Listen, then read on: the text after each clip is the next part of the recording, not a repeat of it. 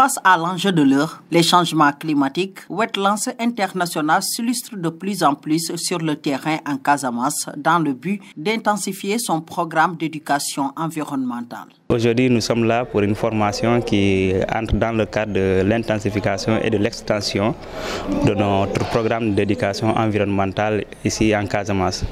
Pour rappel, Wetlands International, comme c'est une ONG internationale dédiée à la conservation et à la restauration des écosystèmes des zones humides, nous développons annuellement des programmes d'éducation environnementale en partenariat avec l'IA de Ziguinchor, qui travaille à retour avec les différentes IF de la région de Ziguinchor.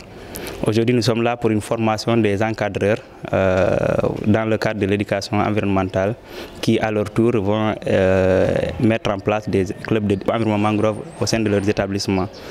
Donc, chaque année, pour la mise en œuvre des activités d'éducation environnementale, nous signons des conventions avec l'IA de Ziguinchor pour la mise en œuvre des plans d'action qui leur sont envoyés par les différents clubs environnement mangrove. Après la théorie, place à la pratique. Pour une assimilation, l'équipe s'est rendue sur le site de Tobor. Par rapport à la réalité du terrain, pour essayer de voir un peu la distribution des espèces qui y sont au niveau de cette zone. Mais aussi cette zone est fortement reboisée, surtout par les populations de Tobor, de part et d'autre.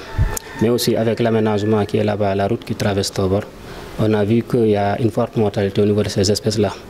Maintenant, l'impact de ces infractures au niveau des espèces de mangrove, ça se voit de vue, parce que non seulement la poussière qui impacte un peu la photosynthèse en se collant au niveau des parois supérieures des feuilles, empêchant une bonne photosynthèse, mais aussi la route.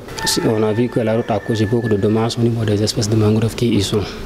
Maintenant, pour mesurer, il nous faut aussi des études aussi approfondies pour voir exactement l'impact qu'a causé la route pour ces espèces de mangroves-là.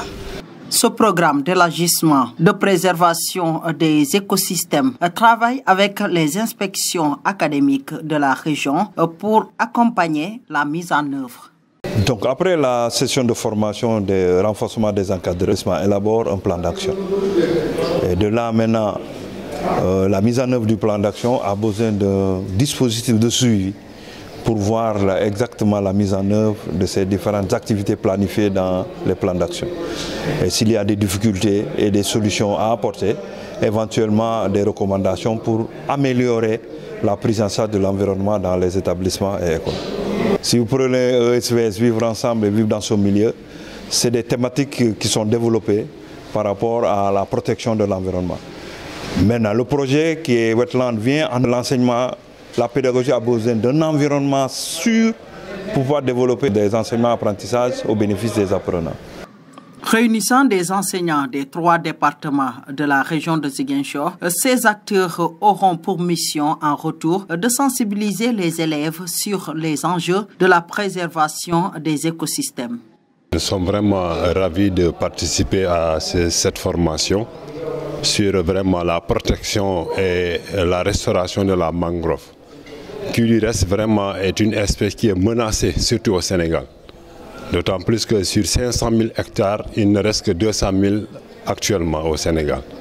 Donc cette formation nous a permis de faire un sursaut et essayer de voir dès notre retour comment sensibiliser nos élèves à travers l'installation du club environnement et mangrove, pour essayer de vraiment voir comment restaurer la mangrove, surtout en Casamance. Nous avons même fait des travaux d'atelier depuis hier et on a fait la restitution, c'est-à-dire confectionner une fiche. Mon atelier a travaillé sur la reconnaissance, la reconnaissance de la mangrove. Et à l'issue de ça, il y aura aussi des fiches techniques qui seront mises à notre disposition pour essayer de voir comment dérouler nos enseignements-apprentissages. Cette formation de 2 jours vient s'ajouter aux efforts déjà fournis dans cette partie sud du Sénégal, jadis riche en biodiversité, mais aujourd'hui menacée par les effets de l'homme.